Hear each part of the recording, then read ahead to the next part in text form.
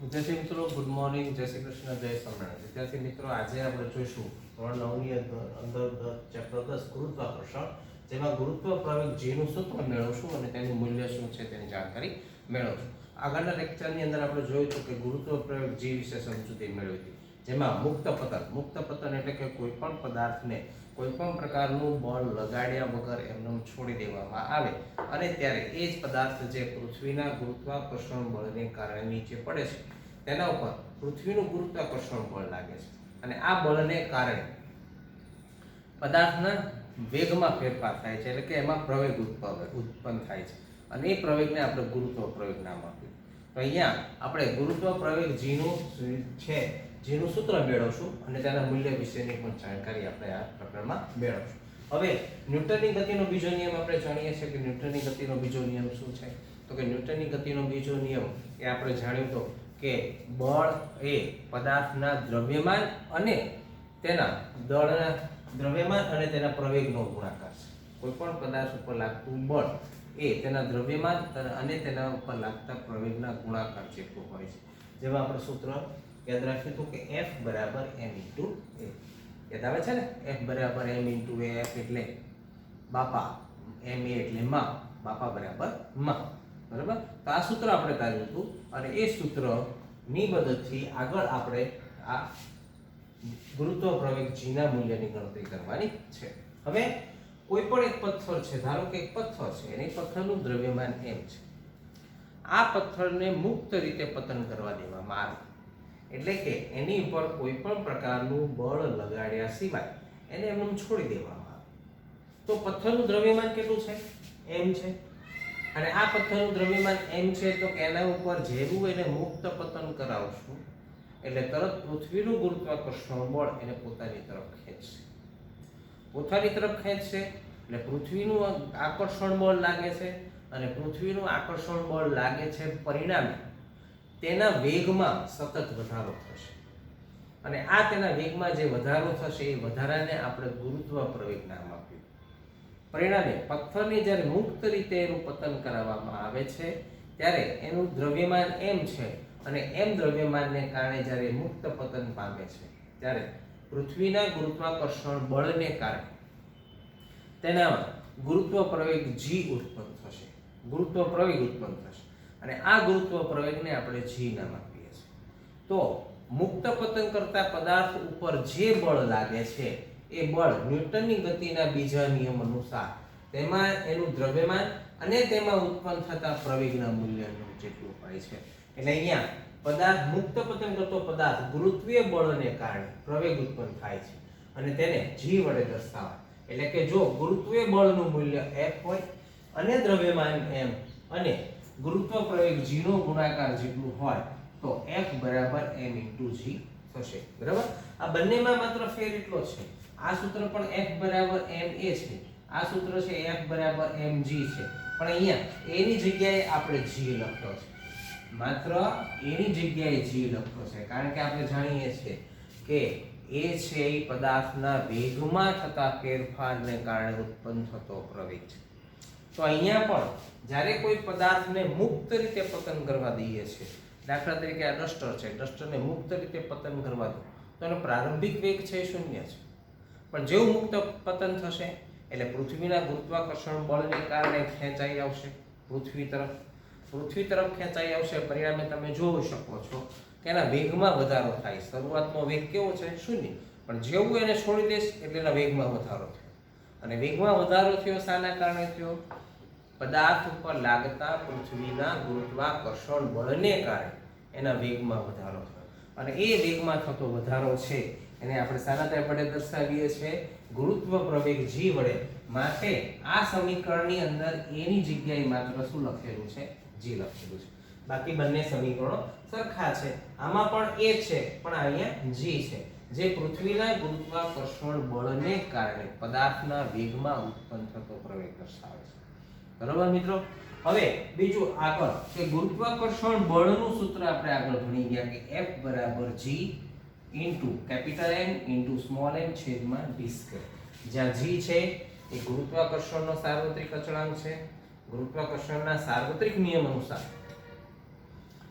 કોઈપણ બે પદાર્થ ઉપર લાગતું આકર્ષણ બળ તે બે પદાર્થોના ગુણાકારના સમપ્રમાણમાં અને તેમની વચ્ચેના અંતરના વર્ગના વ્યસ્ત પ્રમાણમાં હોય છે. તો આ સૂત્ર આપણે મેળવી લીધું છે અને હવે તમે એને સારી રીતે જાણી શકો છો. તો અહીંયા આ પહેલું સૂત્ર છે એ કોના બરાબર છે? F બરાબર. અને બીજું સૂત્ર પણ કોના બરાબર છે? F બરાબર. તો અહીંયા બંને સૂત્રો છે એ F ના સૂત્રો છે. તો સમીકરણ 1 અને સમીકરણ 2 ની સરખામણી કરી શકાય કારણ કે બંને F ના મૂલ્યો દર્શાવે. તો સમીકરણ 1 અને સમીકરણ 2 ની સરખામણી કરીએ તો 1 અને 2 ઉપરથી mg બરાબર g m ગુણ્યા m છેદમાં d સ્ક્વેર લખી શકાય, જે ગણિતના નિયમ અનુસાર છે. શેના નિયમ અનુસાર? ગણિતના નિયમ અનુસાર. એટલે કે આ પણ f નું સૂત્ર છે, આ પણ f નું સૂત્ર છે. એટલે સમીકરણ નંબર 1 અને સમીકરણ નંબર 2 ની સરખામણી કરીએ તો mg બરાબર કેપિટલ G ગુણ્યા m ગુણ્યા સ્મોલ m છેદમાં d સ્ક્વેર થાય. હવે અહીંયા તમે જોવો છો ગણિતના નિયમ અનુસાર સામસામેની રકમ છે હંમેશા ઉડી જાય. ગણિતના નિયમ અનુસાર સામસામેની રકમ છે એ હંમેશા કેવી થાય? જ્યારે સરખામણી કરતા હોય ત્યારે સામસામેની રકમ છે ઉડી જતી હોય છે. અહીંયા બંનેની અંદર સ્મોલ m છે. બંનેની અંદર સ્મોલ m છે એ સ્મોલ m પદાર્થનું દ્રવ્યમાન દર્શાવે છે. સ્મોલ m શું દર્શાવે છે? પદાર્થનું દ્રવ્યમાન. કેપિટલ M છે એ પૃથ્વીનું દ્રવ્યમાન દર્શાવે છે. D છે એ પદાર્થ અને પૃથ્વી વચ્ચેનું અંતર દર્શાવે છે. કેપિટલ G છે એ ગુરુત્વાકર્ષણના સાર્વત્રિક અચળાંકને દર્શાવે છે અને સ્મોલ g છે એ ગુરુત્વ પ્રવેગ g ને દર્શાવે છે. તો અહીંયા એક જ વસ્તુ છે, એક જ વસ્તુ એ કઈ છે કે તો પદાર્થનું દ્રવ્યમાન. એટલે કે બંને દિશામાં પદાર્થનું દ્રવ્યમાન એક સરખું જ છે કારણ કે પદાર્થ પૃથ્વી પર પડે છે. બરોબર છે? પદાર્થ પૃથ્વી પર પડે છે તો પદાર્થ ઉપર લાગતું આકર્ષણ બળ જેને F વડે દર્શાવીએ છીએ અને પદાર્થને જ્યારે મુક્ત પતન કરાવીએ છીએ ત્યારે ન્યૂટનની ગતિના બીજા નિયમ અનુસાર એના પર લાગતું બળ એ પદાર્થના દ્રવ્યમાન અને તેના પ્રવેગના ગુણાકાર જેટલું હોય છે. માટે આ બંને સમીકરણો છે અહીંયા સરખા થાય અને બંને સમીકરણો સરખા થયા માટે એની સરખામણી કરીએ ત્યારે આ m છે એ બંને બાજુથી ઉડી જશે. m બંને બાજુથી ઉડી જશે. પરિણામે હવે સૂત્ર શું વધશે? તો કે આ બાજુ ખાલી g વધ્યો, આ બાજુ બરાબર કરીને કેપિટલ G ગુણ્યા કેપિટલ M ના છેદમાં d સ્ક્વેર. બરાબર? Capital M into capital M ના છેદમાં d સ્ક્વેર. તો આ જે મળ્યું એ ગુરુત્વ પ્રવેગ g નું સૂત્ર મળ્યું. આ જે મળ્યું શું મળ્યું? ગુરુત્વ પ્રવેગ g નું સૂત્ર. તો ગુરુત્વ પ્રવેગ g નું સૂત્ર બરાબર કેપિટલ G એટલે ગુરુત્વાકર્ષણનો સાર્વત્રિક અચળાંક ગુણ્યા કેપિટલ M એટલે કે પૃથ્વીનું દ્રવ્યમાન અને d સ્ક્વેર એટલે કે પદાર્થ અને પૃથ્વી વચ્ચેનું અંતર. બરાબર છે? તો જ્યાં પૃથ્વી m છે એ પૃથ્વીનું દ્રવ્યમાન છે, d છે એ પદાર્થ અને પૃથ્વી વચ્ચેનું અંતર છે, કેપિટલ G અને સ્મોલ g ને તો આપણે સારી રીતે જાણીએ છીએ. ન જાણતા હોઈએ તો ફરીથી એને યાદ કરી લઈએ કે કેપિટલ G છે એ પદાર્થના અને પૃથ્વી અને ગુરુત્વાકર્ષણના સાર્વત્રિક અચળાંકને દર્શાવે છે અને સ્મોલ g છે એ ગુરુત્વ પ્રવેગને દર્શાવે છે. બરાબર છે? એટલે આ કેપિટલ G અને સ્મોલ g. હવે જો કોઈ પદાર્થ પૃથ્વીની નજીક હોય તો પદાર્થ અને પૃથ્વી વચ્ચેનું અંતર d એ પૃથ્વીની ત્રિજ્યા r જેટલું થાય. કોઈ પણ પદાર્થ છે એ કોઈ પણ પદાર્થ ઉપર પૃથ્વીનું આકર્ષણ બળ તો લાગે છે, પછી પદાર્થ કોઈ પણ ગ્રહ ઉપર હોય, સૂર્ય પર તો જઈ શકવાના નથી પણ સૂર્ય ઉપર આકર્ષણ બળ છે, ચંદ્ર ઉપર આકર્ષણ બળ છે, મંગળ ગ્રહ ઉપર પણ આકર્ષણ બળ છે, પૃથ્વી ઉપર આકર્ષણ બળ છે. તો કોઈ પણ પદાર્થ કોઈ પણ ગ્રહ ઉપર હોય તો ત્યાં એનું આકર્ષણ બળ લાગે. હવે આપણે પૃથ્વી પર રહીએ છીએ એટલે કે આપણે પૃથ્વીની જ વાત કરવાના છીએ તો આપણે પૃથ્વીની સપાટીથી નજીક જ કહેવાય. પૃથ્વીની સપાટીથી ક્યાં કહેવાય? નજીક, કારણ કે આપણે જમીન ઉપર ચાલીએ છીએ એટલે આપણે પૃથ્વીની સપાટી ઉપર છીએ. એટલે આપણે પૃથ્વીની સપાટી ઉપર છીએ એટલે કે આપણા અને પૃથ્વી વચ્ચેનું અંતર એ પૃથ્વીની ત્રિજ્યા જેટલું. આપણા અને પૃથ્વી વચ્ચેનું અંતર કોના જેટલું થાય? પૃથ્વીની ત્રિજ્યા જેટલું. એમાં કોઈ ફેરફાર થઈ શકે નહીં કારણ કે આપણે પૃથ્વીની બહાર તો નથી. પૃથ્વીનું જે વાતાવરણ છે પૃથ્વીના વાતાવરણથી બહાર તો નથી. એટલે આપણે એ માનો કે 100 કિલોમીટર સુધીનું અંતર હોય, 100 કિલોમીટરની ઊંચાઈ ઉપર કોઈ વ્યક્તિ હોય તો એ વ્યક્તિ કહેવાય તો ક્યાં? તો કે પૃથ્વીની સપાટી, કારણ કે પૃથ્વીની નજીક છે, પૃથ્વીના વાતાવરણની અંદર. બરોબર છે? એટલે આ 100 કિલોમીટર અંતર છે એ ફેરફાર કરે ખરો, પણ એ ક્યારે ફેરફાર કરે? કે જ્યારે g ના મૂલ્યની ગણતરી કરવાની હોય ત્યારે. ક્યારે ફેરફાર કરે? જેના મૂલ્યની ગણતરી કરવાની હોય ત્યારે એ 100 કિલોમીટર રહેલી વ્યક્તિનું અંતર અને પૃથ્વીના કેન્દ્ર વચ્ચેનું અંતર છે એ વધી જાય. પણ આપણે પૃથ્વીની સપાટી ઉપર છીએ, માનો કે 5-10 કિલોમીટરની ઊંચાઈ ઉપર આપણે હોઈએ તો એને પૃથ્વીની ત્રિજ્યાને કાંઈ ફેર પડતો નથી, કારણ કે પૃથ્વીની ત્રિજ્યા છે એ 6400 કિલોમીટર છે. કેટલી છે?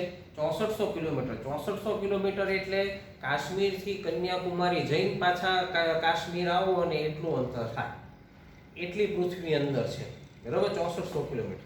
તો આ અંતર છે એ 5-10, એની સરખામણીમાં 5-10 કિલોમીટરનું અંતર કાંઈ ફેર થાય નહીં. એટલે એ વ્યક્તિ છે એ પૃથ્વીની સપાટી ઉપર જ કહેવાય. એટલે જ્યારે કોઈ પણ પદાર્થ છે પૃથ્વીની નજીક હોય ત્યારે પદાર્થ અને પૃથ્વી વચ્ચેનું અંતર d છે એ પૃથ્વીની ત્રિજ્યા r જેટલું જ લેવામાં આવે. તેથી પૃથ્વીની સપાટી પર રહેલા પદાર્થો માટે mg બરાબર g ગુણ્યા capital M into small m ના છેદમાં r² બરાબર સ્મોલ g બરાબર કેપિટલ G ઇન્ટુ m ના છેદમાં r². અહીંયા માત્ર ફેર એટલો જ કર્યો છે કે અહીંયા d છે એ પદાર્થ અને પૃથ્વી વચ્ચેનું અંતર દર્શાવે છે. g શું દર્શાવે છે? પદાર્થ અને પૃથ્વી વચ્ચેનું અંતર d શું દર્શાવે છે? પદાર્થ અને પૃથ્વી વચ્ચેનું અંતર દર્શાવે છે. જ્યારે અહીંયા r છે એ r પદાર્થ અને પૃથ્વી વચ્ચેનું અંતર દર્શાવે છે. પણ જ્યારે કોઈ પદાર્થ પૃથ્વીની સપાટી પર હોય ત્યારે એ પદાર્થ અને પૃથ્વી વચ્ચેનું અંતર તો પૃથ્વીની ત્રિજ્યા જેટલું જ હોય છે, એમાં કોઈ ફેરફાર હોતો નથી. માટે આ સમીકરણની અંદર d ની જગ્યાએ માત્ર r જ લખેલો છે, બાકી બધું એનું એ જ છે. d ની જગ્યાએ શું લખેલો છે? માત્ર r, બાકીનું બધું એનું એ જ છે, એમાં કોઈ પણ પ્રકારનો ફેરફાર છે નહીં. માટે આ સૂત્ર બંને તમને એક સરખા જ લાગશે, પણ બંને એક સરખા લાગશે તમને એમ થશે કે સાહેબ આનું આ સૂત્ર બીજી વખત કેમ લખ્યું? કારણ કે અહીંયા પણ સ્મોલ g બરાબર કેપિટલ G ગુણ્યા કેપિટલ M ના છેદમાં d સ્ક્વેર છે, જ્યારે અહીંયા સ્મોલ g બરાબર કેપિટલ G ગુણ્યા કેપિટલ M ના છેદમાં r સ્ક્વેર છે. બરાબર સમજાણું? આ સૂત્ર ક્યારે વાપરી શકો? કે જ્યારે મેં હમણાં તમને કીધું કે પદાર્થ અને પૃથ્વી વચ્ચે કોઈ વ્યક્તિ 100 કિલોમીટર ઊંચે છે તો પદાર્થ અને પૃથ્વી વચ્ચેનું અંતર અહીંયા માપી શકાય. તો ત્યાં પદાર્થ અને પૃથ્વી વચ્ચેનું અંતર, કોઈ વ્યક્તિ અને પૃથ્વી વચ્ચેનું અંતર 6500 કિલોમીટર થઈ જાય. કેટલું? 6500. પણ આપણે તો પૃથ્વીની સપાટી ઉપર છીએ, માનો કે 10 કિલોમીટર ઊંચાઈ હોઈએ તો એને કઈ પૃથ્વીને કઈ ફેર પડતો નથી. બરાબર? તો અહીંયા એવા કિસ્સાની અંદર જ્યારે કોઈ પદાર્થ પૃથ્વી ઉપર હોય અને પૃથ્વી ઉપર હોય ત્યારે એના ગુરુત્વ પ્રયોગ g ના મૂલ્યની ગણતરી કરવાની હોય ત્યારે પદાર્થ અને પૃથ્વી વચ્ચેનું અંતર તો કેપિટલ R એટલે કે પૃથ્વીની ત્રિજ્યા જેટલું જ લઈ શકાય. જ્યારે આ કિસ્સામાં તો કે પદાર્થ છે એ પૃથ્વીની સપાટીથી બહાર હોય, ખૂબ જ દૂર હોય, ત્યારે પદાર્થ અને પૃથ્વી વચ્ચેનું અંતર કેપિટલ d છે એટલે સ્મોલ d છે એ વધી જશે. ત્યારે આ સૂત્રનો તમે ઉપયોગ કરી શકો. અહીંયા બંને સૂત્ર છે એ બંને સૂત્રનો ઉપયોગ ગુરુત્વ પ્રવેગ g ના મૂલ્યની ગણતરી કરવા માટે છે. ગુરુત્વ પ્રવેગ g ના મૂલ્ય, કારણ કે કોઈ પણ પદાર્થ ઉપર ગુરુત્વ પ્રવેગ લાગે છે તો એ પ્રવેગનું મૂલ્ય કેટલું? આગળના ચેપ્ટરની અંદર આપણે પ્રવેગના દાખલા ગણ્યા હતા, એમાં જોયું હતું કે કોઈ પદાર્થનું દ્રવ્યમાન આટલું છે અને એની ઉપર આટલું બળ લાગે છે તો કેટલો પ્રવેગ ઉત્પન્ન થાય, જોયું હતું ને આપણે? બરાબર? તો અહીંયા કોઈ પણ પદાર્થ ઉપર જ્યારે આકર્ષણ બળ લાગે છે તો એ આકર્ષણ બળને કારણે એની પર કેટલો પ્રવેગ લાગે છે એ જ એનું મૂલ્ય શોધવાનું છે. અહીંયા એનું સૂત્ર છે. એટલે કે આપણે જોઈએ છે કે પૃથ્વી ક્યારેય ગોળ છે નહીં. પૃથ્વી ગોળ છે, કેવી છે? ચપટી છે. તો અહીંયા તમે જુઓ તો અહીંયા વિષુવવૃત્ત છે અને અહીંયા ધ્રુવ પ્રદેશ. તો વિષુવવૃત્ત કરતા ધ્રુવ પ્રદેશનું અંતર છે એ ઓછું છે. વિષુવવૃત્ત કરતા ધ્રુવ પ્રદેશનું અંતર કેવું છે? ઓછું. બરાબર? આની વિશેની સમજૂતી તમને આગળ આપો. ગુરુત્વ પ્રયોગ g નું મૂલ્ય આપણે મેળવીએ તો આપણે જાણીએ છીએ કે સાર્વત્રિક અચળાંક g નું મૂલ્ય છે 6.7 ગુણ્યા 10⁻11 ન્યૂટન ઇન્ટુ મીટર સ્ક્વેર છેદમાં કિલોગ્રામ છે. એ જ રીતે પૃથ્વીનું દળ m બરાબર 6 ગુણ્યા 10⁻24 કિલોગ્રામ કોઈ માપવા ગયું નથી, સૈદ્ધાંતિક રીતે મેળવેલું માપ છે. બરાબર? જે આપણે સ્વીકારવાનું છે. પૃથ્વીની ત્રિજ્યા r બરાબર 6.4 ગુણ્યા 10⁻6 એટલે કે 6400 કિલોમીટર છે. કેટલું છે? 6400 કિલોમીટર. તો આ બધી જ કિંમતો જો આ સૂત્રની અંદર આપણે મૂકી દઈએ તો ગુરુત્વ પ્રવેગ g નું મૂલ્ય મળશે 9.8 મીટર પ્રતિ સેકન્ડ. કેટલું? 9.8 મીટર પ્રતિ સેકન્ડ સ્ક્વેર. એટલે કે કોઈ પણ પદાર્થ પૃથ્વી પર જ્યારે પડે ત્યારે એની પર લાગતા પ્રવેગનું મૂલ્ય 9.8 મીટર પ્રતિ સેકન્ડ સ્ક્વેર જેટલું થાય. કેટલું? 9.8 મીટર પ્રતિ સેકન્ડ સ્ક્વેર. એમનેમ લાગ્યા જ કરે. બરાબર? એટલે કોઈ પણ પદાર્થ ઉપર લાગતા ગુરુત્વ પ્રવેગ જેનું મૂલ્ય છે એ 9.8 મીટર પ્રતિ સેકન્ડ સ્ક્વેર છે. આ લાગે છે. પરિણામે હવે અહીંયા તમે વિચારો કે ધ્રુવ પ્રદેશથી કેન્દ્રનું અંતર છે અને ધ્રુવ પ્રદેશથી વિષુવવૃત્તનું અંતર છે એ વધી જાય. કારણ કે વિષુવવૃત્ત પાસે પૃથ્વી ફૂલેલી છે, ધ્રુવ પ્રદેશો પાસે પૃથ્વી ચપટી છે. પરિણામે ધ્રુવ પ્રદેશનો જમીનનો વિસ્તાર છે, સપાટી છે, પૃથ્વીના કેન્દ્રથી નજીક છે, જ્યારે વિષુવવૃત્ત પાસે પૃથ્વી ફૂલેલી છે. એટલે કે કેન્દ્રથી એનું અંતર વધી ગયું. પરિણામે કેન્દ્રથી અંતર એનું વધી ગયું. પરિણામે વિષુવવૃત્ત ઉપર લાગતું પૃથ્વીનું આકર્ષણ બળ છે ધ્રુવ પ્રદેશ ઉપર લાગતા પૃથ્વીના આકર્ષણ બળ કરતા વધારે હોય. ધ્રુવ પ્રદેશ ઉપર લાગતું આકર્ષણ બળ છે વિષુવવૃત્તની સરખામણીમાં વધારે હશે. કારણ કે ધ્રુવ પ્રદેશ છે કેન્દ્રથી નજીક છે, જ્યારે વિષુવવૃત્ત પ્રદેશ છે કેન્દ્રથી કેવો છે? દૂર છે. આ નજીક છે ને આ દૂર છે. પરિણામે જેમ પદાર્થ પૃથ્વીની સપાટી કેન્દ્રથી નજીક એમ એના ઉપર લાગતું આકર્ષણ બળનું મૂલ્ય વધારે, અને જેમ પૃથ્વીથી વસ્તુ દૂર એમ એની ઉપર લાગતું આકર્ષણ બળનું મૂલ્ય ઓછું. પરિણામે વિષુવવૃત્ત ઉપર જે વ્યક્તિ રહેલો હશે એ વ્યક્તિ ઉપર લાગતું આકર્ષણ બળનું મૂલ્ય ઓછું હશે, જ્યારે ધ્રુવ પ્રદેશ ઉપર જે વ્યક્તિ હશે એની પર લાગતું આકર્ષણ બળનું મૂલ્ય વધારે હશે. અને જેમ આકર્ષણ બળનું મૂલ્ય વધારે એમ એની ઉપર ઉત્પન્ન થતો ગુરુત્વ પ્રવેગ જીનું મૂલ્ય વધારે, અને જેમ આકર્ષણ બળનું મૂલ્ય ઓછું એમ એની પર લાગતા ગુરુત્વ પ્રવેગ જીનું મૂલ્ય હંમેશા ઓછું હોય.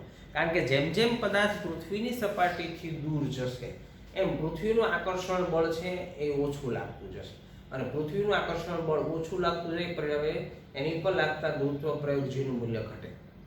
અને જેમ પદાર્થ પૃથ્વીથી નજીક એમ એનું આકર્ષણ બળનું મૂલ્ય વધે, અને આકર્ષણ બળનું મૂલ્ય વધે પરિણામે એના ગુરુત્વ પ્રવેગ જીના મૂલ્યમાં ફેરફાર થતો જાય. આ ગુરુત્વ પ્રવેગ જીના મૂલ્યમાં ફેરફાર કેટલો થતો જાય એ ખબર છે? નથી ખબર? મેળવી લીધું માપ. 9.8 મીટર પ્રતિ સેકન્ડ સ્ક્વેર. એટલે કે દર સેકન્ડ સ્ક્વેરે કોઈ પણ પદાર્થ ઉપર લાગતા આકર્ષણ બળનું મૂલ્ય 9.8 મીટરના દરે ગુણાકારમાં વધે. કેવી રીતે? 9.8 મીટરના દરે ગુણાકારમાં વધે દર સેકન્ડ. વિચાર કરો કે જો કોઈ પદાર્થ 0 સેકન્ડે મુક્ત પતન કરવામાં આવે 0 સેકન્ડે, તો એનો પ્રારંભિક વેગ છે 0 મીટર પ્રતિ સેકન્ડ સ્ક્વેર. 1 સેકન્ડને અંતે એનો વેગ વધીને થઈ જશે 9.8 મીટર પ્રતિ સેકન્ડ સ્ક્વેર. કેટલો? 9.8 મીટર પ્રતિ સેકન્ડ સ્ક્વેર. બીજી સેકન્ડે એના વેગમાં બીજો 9.8 મીટર પ્રતિ સેકન્ડ સ્ક્વેરનો વધારો થાય. એટલે કે 9 દુ 18 ને 8 દુ 16, 19.6 મીટર પ્રતિ સેકન્ડ સ્ક્વેર થાય.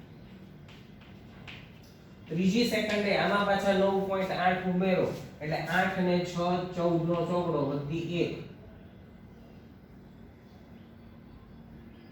9 દુ 18 ને 19 નો નવડો વધી પડી 29.4 મીટર પ્રતિ સેકન્ડ સ્ક્વેર. એટલે કે ત્રીજી સેકન્ડે એનો વેગ વધીને થઈ જાય 29.4 મીટર પ્રતિ સેકન્ડ સ્ક્વેર. હવે ખ્યાલ આવ્યો કે કોઈ પણ પદાર્થને મુક્ત પતન કરવા દેવામાં આવે તો એટલું ઝડપથી નીચે કેમ પડી જાય છે? કારણ કે દર સેકન્ડે આના વેગમાં 9.8 નો સતત વધારો થતો હોય. પરિણામે હજી તો તમે આંખ મીચીને આમ ખોલો ને ત્યાં પદાર્થ નીચે પડી ગયો. આંખ મીચીને આમ ખોલો ત્યાં પદાર્થ શું થાય? નીચે પડી ગયો. કારણ કે દર સેકન્ડે આટલો વધારો થતો હોય. અને ઉપર ફેંકો તો દર સેકન્ડે 9.8 નો ઘટાડો થતો જાય. દર સેકન્ડે 9.8 નો ઘટાડો થતો જાય. એક સમય એવો આવે કે એનો વેગ 0 થઈ જાય. એનો વેગ કેવો થઈ જાય? 0. અને 0 થઈ જાય એટલે ફરી પાછો ક્યાં આવે? નીચે. અને નીચે આવે ત્યારે ફરી પાછો કેટલો થઈ જાય? 9.8 નો સતત વધારો થતો રહે. અને 9.8 નો સતત વધારો થતો રહે જમીન ઉપર પડે એટલે પછી કાંઈ વધે નહીં. સમજાણું ને? ઓલા આપઘાત કરવા ઉપર જઈ રહ્યા હોય ને એ પેલા તો બીક તો લાગતી જ હોય કે આટલા ઊંચેથી હેઠે પડશું, હેઠે પડ્યા પછી કાંઈ નહીં વધે.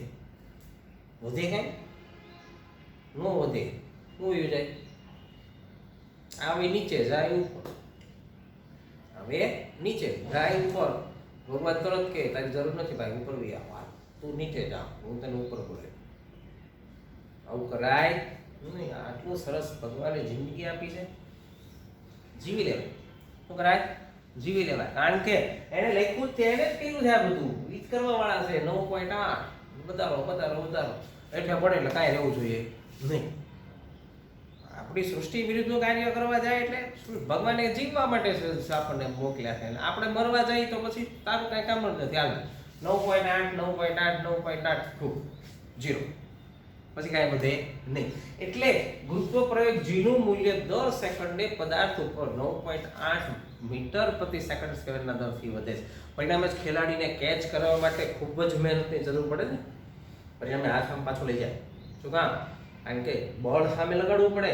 9.8 મીટર પ્રતિ સેકન્ડ સ્ક્વેરના દર સેકન્ડે વેગ વધતો જાય અને એ વેગને ઘટાડવા માટે, બોલને પકડવા માટે કેટલી મહેનત કરવી પડે, કેટલું બળ લગાડવું પડે, ત્યારે કેચ કરી શકે છે, ત્યારે આટલી વાહ મેળવી શકે. એમનો ન થાય. કારણ કે સિઝનનો દડો છે. સિઝનનો દડો વાગ્યો હોય તો ખબર ને, આપણે ચાલુ મેચમાં જોઈએ છે કે ઘણા ખેલાડીઓને વાગે છે, હાડકું બડકું ભાંગી ગયું હોય, લોહી નીકળી ગયું. તો કેચ કરવાનું છે, કેચ કરીને પાછું રમવાનું છે. એટલે દર સેકન્ડે એના વેગમાં 9.8 મીટર પ્રતિ સેકન્ડ સ્ક્વેરનો પ્રવેગ થાય. અને સાથે સાથે કોણ જોડાયેલું છે? દ્રવ્યમાન તો છે જ. ટેનિસના દડાથી રમશો તો સરસ મજાનો કેચ પકડી લેશો. એ આવી ગયો, મજા. સીઝનનો દડો પકડવા જાવ, હાથ છટકી ગયો, અહીંથી સીધો અહીં આવે છાતી પર. બરાબર? એટલે પદાર્થ જ્યારે મુક્ત પતન કરતો હોય ત્યારે તેના વેગમાં દર સેકન્ડે 9.8 મીટર પ્રતિ સેકન્ડ સ્ક્વેરનો ઘટાડો અને વધારો થતો દર સેકન્ડ. ઉપર ફેંકો ત્યારે 9.8 મીટર પ્રતિ સેકન્ડ સ્ક્વેરનો ઘટાડો. એટલે મુક્ત પતનમાં પદાર્થના પ્રવેગનો અનુભવ કરે છે. એટલે કોઈ પણ પદાર્થ જ્યારે મુક્ત પતન કરતો હોય ત્યારે કોઈ પણ પદાર્થ છે એ પ્રવેગનો અનુભવ કરે. શેનો અનુભવ કરે છે? પ્રવેગનો. કારણ કે પદાર્થ ઉપર લાગતો આ પ્રવેગ છે પદાર્થના દળ ઉપર આધાર રાખતો. પદાર્થ ઉપર જે પ્રવેગ લાગે છે ને એ પદાર્થના દળ ઉપર આધાર રાખતો નથી. ગુરુત્વ પ્રવેગ G નું સૂત્ર જોયું આપણે. સ્મોલ g બરાબર કેપિટલ G છેદમાં m કેપિટલ M સ્ક્વેર છેદમાં r સ્ક્વેર. જ્યાં કેપિટલ M છે પૃથ્વીનું દ્રવ્યમાન છે, d છે પદાર્થ અને પૃથ્વી વચ્ચેનું અંતર છે, કેપિટલ G છે ગુરુત્વાકર્ષણનો સાર્વત્રિક અચળાંક છે, સ્મોલ g છે એ ગુરુત્વ પ્રવેગ G નું મૂલ્ય છે. આમાં ક્યાંય પદાર્થનું દળ આવ્યું નથી. એટલે હું આ ડસ્ટરને ફેંકું તોય એનામાં વેગમાં 9.8 મીટર પ્રતિ સેકન્ડ સ્ક્વેરનો વધારો થાય. આ ચોકને ફેંકું તોય એના પ્રવેગમાં દર સેકન્ડે 9.8 મીટર પ્રતિ સેકન્ડ સ્ક્વેરનો વધારો થાય. આ ડસ્ટર છે ચોકની સરખામણીમાં ભારે છે તો બે એક સાથે જ નીચે આમ પડવા જોઈએ. બે કેવા? એક સાથે જ નીચે પડવા જોઈએ. એમાં કોઈ ફેરફાર દરેક ઉપર ક્યાંય પદાર્થનું દ્રવ્યમાન એની ઉપર આધાર રાખતું જ નથી. સૂત્રમાં ક્યાંય સ્મોલ m આવતો જ નથી. કારણ કે સ્મોલ m દર્શાવે છે પદાર્થનું દ્રવ્યમાન. સ્મોલ m શું દર્શાવે છે? પદાર્થનું દ્રવ્યમાન. એટલે કે પદાર્થ ઉપર લાગતા ગુરુત્વ પ્રવેગનો મૂલ્યમાં ક્યાંય પદાર્થનું દ્રવ્યમાન આવતું નથી. હાથીને નીચે પાડો તો હાથી ઉપર જેટલા ગુરુત્વ પ્રવેગનું મૂલ્ય લાગુ થશે એટલું જો કીડીને નાખી હોય તો એટલે એની પર એટલું જ ગુરુત્વ પ્રવેગ લાગુ પડે. એની પર ગુરુત્વ પ્રવેગ જે લાગુ પડે છે એના મૂલ્યમાં કોઈ ફેરફાર થવાનો નથી. બરાબર? પણ આથી જલ્દી નીચે પડી જાય, કીડી ઉડતી હવામાં. દ્રવ્યમાનનું શું છે? નહીં, દ્રવ્યમાન તો સરખું જ છે, સરખું નથી, જુદું છે. પણ ગુરુત્વ પ્રવેગના મૂલ્યમાં એમાં કોઈ ફેરફાર થતો નથી. તો હાથી ઝડપથી નીચે પડે, કીડીને પડતા વાર કેમ લાગે? હાથી ઝડપથી નીચે પડશે અને કીડીને નીચે પડતા વાર કેમ લાગે? ગુરુત્વ પ્રવેગ G નું મૂલ્ય તો બધામાં એક સરખું જ લાગે છે. હાથી પર એટલું લાગે, કીડી પર એટલું લાગે. કારણ કે મુક્ત પતન કરતા પ્રવેગ પદાર્થ ઉપર પ્રવેગનો અનુભવ જ કરે છે. પ્રવેગનો અનુભવ ઉપર કોઈ પણ પદાર્થ ઉપર પ્રવેગ પદાર્થના દળ ઉપર આધાર રાખતો નથી. પણ એ પદાર્થના હાથી ઝડપથી નીચે પડવાનું કારણ એ છે કે હાથી ઉપર પૃથ્વીનું ગુરુત્વાકર્ષણ બળનું મૂલ્ય વધી જાય છે, જ્યારે કીડી ઉપર પૃથ્વીના ગુરુત્વાકર્ષણ બળનું મૂલ્ય ઘટી જાય છે. ગુરુત્વ પ્રયોગ જી તો એટલો જ લાગવાનો, એમાં કોઈ ફેરફાર થશે નહીં. બરાબર છે. અને હવાના ઘર્ષણને કારણે, હવાનું ઘર્ષણ છે એ હવાના ઘર્ષણને સરખામણીમાં હાથીનું વજન વધારે, એટલે હાથી ઉપર એટલું ઘર્ષણ લાગશે ખરું, પણ હાથી ઝડપથી નીચે પડે. અને કીડી પર તો હવાનું ઘર્ષણ લાગે એટલે કીડી તો હવામાં તરતી પીછું નાખવું જોઈએ, હવામાં ઉડતું ઉડતું આવે ને નીચે પડે, કારણ કે એનું ઘર્ષણ છે એને ઉડવાની આપે, હવા ઉપર તરફ ખેંચે, વજનમાં હવા કરતા હળવું એટલે ઉપર તરફ ખેંચે. બરાબર. એટલે આમ એનો અર્થ એવો થયો કે પદાર્થ નાનો હોય કે મોટો હોય, ભારે હોય કે હલકો હોય, એની પર લાગતા ગુરુત્વ પ્રયોગ જીના મૂલ્યમાં કોઈ ફેરફાર થતો નથી. જીનું મૂલ્ય તો દરેક પદાર્થ ઉપર એક સરખું જ લાગે, માત્ર એને આવવામાં સમય ફેરફાર થાય. અને આવવામાં સમય ફેરફાર થાય પદાર્થના દળ ઉપર આધાર રાખે છે. કેમ કે ગુરુત્વાકર્ષણ બળ જેમ પદાર્થ વધારે મોટો એમ લાગતું ગુરુત્વાકર્ષણ બળનું મૂલ્ય વધારે, પદાર્થ જેમ હળવો એમ ગુરુત્વાકર્ષણ બળનું મૂલ્ય વધારે. જો શૂન્યાવકાશ કરીને હાથીને પીછાને ભેગું કરવામાં આવો પ્રયોગ થયેલો છે. શૂન્યાવકાશ એક રૂમમાં કરી દેવામાં આવે, એકદમ શૂન્યાવકાશ, સહેજ પણ હવાને, અને હાથીને કીડીને એક નાખો ને તો બે એક સરખા જ વ્યક્તિ એટલે કોઈ ફેરફાર ન થાય, કારણ કે હવાનું ઘર્ષણ બળ લાગુ પડે. શું લાગુ પડે? હવાનું ઘર્ષણ. ઓકે વિદ્યાર્થી મિત્રો, તો આ ટોપિક આપણે સમજાઈ ગયો છે. નેક્સ્ટ લેક્ચરની અંદર આપણે આ ગુરુત્વ પ્રયોગ જીના દાખલાની ગણતરી કરશું, અને સાથે સાથે ન્યૂટનની ગતિના જે 3 સમીકરણો જોયા હતા એ ત્રણેય સમીકરણો ઉપર મુક્ત પતન કરતા પદાર્થ ઉપર ત્રણેય સમીકરણોની શી અસર થાય, એટલે કયા કયા મૂલ્ય મેળવી શકાય એના વિશેની ચર્ચા આગળના લેક્ચરમાં કરશું. ઓકે વિદ્યાર્થી મિત્રો, have a good day, have a nice day. Thank you very much.